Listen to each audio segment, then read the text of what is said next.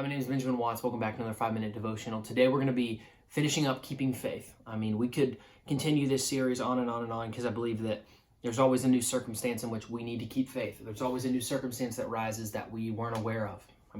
I know many of you are probably tired of hearing about the virus, but this is the final big push in my Keeping Faith series, and we are currently within something that needs the handiwork of God. Now, I'm not saying that he's absent. I believe that he is in control, and I believe that there's things happening right now for a reason. We're seeing church, like we've talked about, come to the forefront of social media more than ever. We've seen prayer and worship take over the internet more than ever.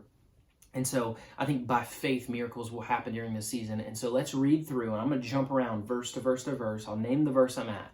And we're going to read through the stories we talked about in the previous videos. So if you haven't watched it, go back and watch those 4 to 5 videos just about what we're going to do, how by faith we're going to keep faith like Abraham did with his son, how Moses did parting the Red Sea, how they brought the walls down of Jericho. And so by faith, let's read through this because I believe it'll speak to us. It has power. And I'm excited to just read Hebrews 11, starting in verse 7. It says, by faith, Noah, being warned by God concerning events as yet unseen, with fear constructed an ark for saving of his household. By this he commanded the world and became an heir of righteousness that becomes by faith. By faith, Abraham, when he was called to go out to a place that he was to receive as an inheritance, he went out, not knowing where he was going. How many of you have gone somewhere that God has called you, and maybe you knew the destination? For me, my wife moved to Texas, but we weren't really knowing what was going to happen. How many times has God called you to something that you haven't seen yet? It then jumps down and says, by faith, Sarah herself received power to conceive even when she was past the age. Therefore, from one man, and him as good as dead, were born descendants as many as the stars of heaven, and as many as the innumerable grains of sand by the seashore. Something that they never thought they could do became so fruitful.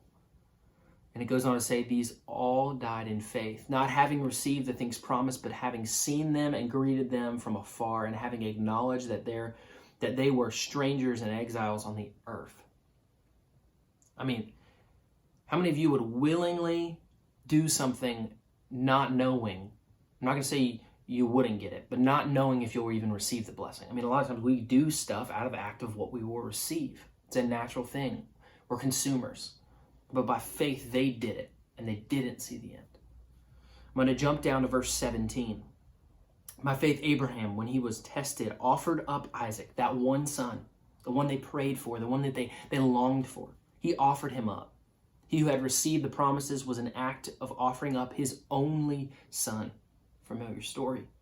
Of whom it was said, through Isaac shall your offspring be named. He considered that God was able to even raise him from the dead, from which he did receive him back.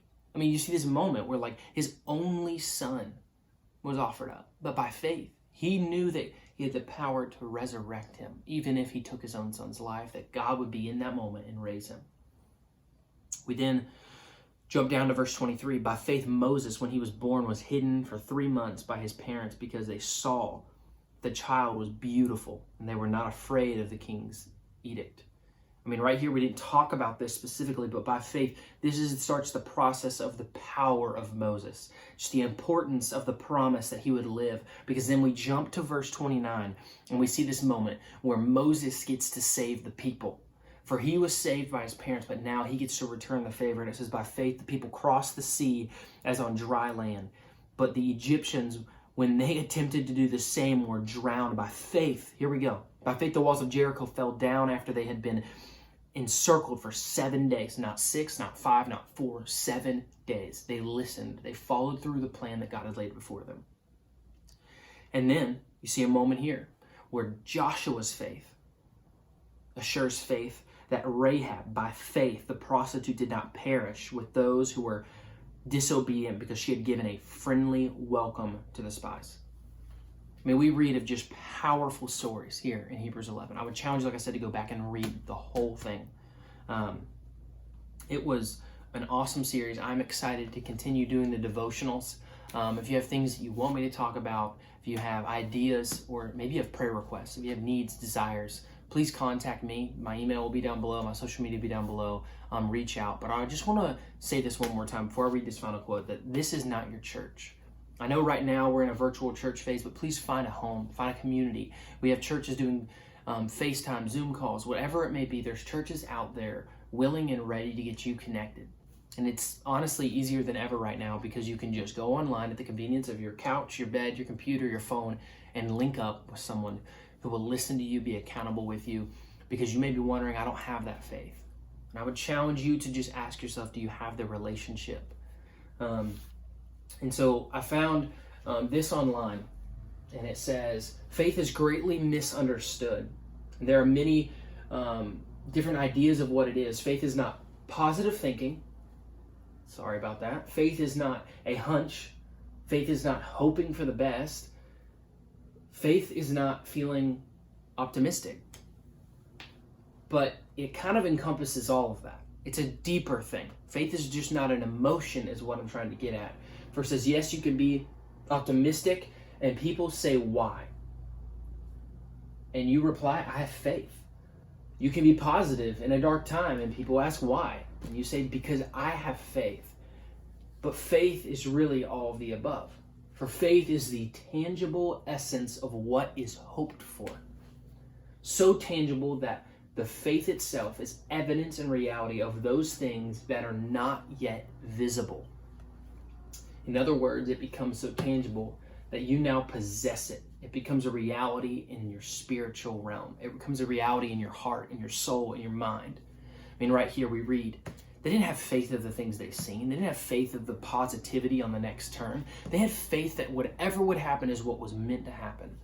So I challenge you today to have that faith. Keep faith through this virus. Keep faith. Maybe you just lost your job. Keep faith through your family, through your sickness, through whatever it is. There's a reason for it. There is a reason for it, and he will show you.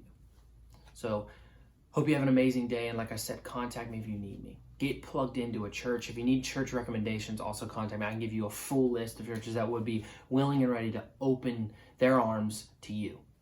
And so, as always, have an amazing day. God bless.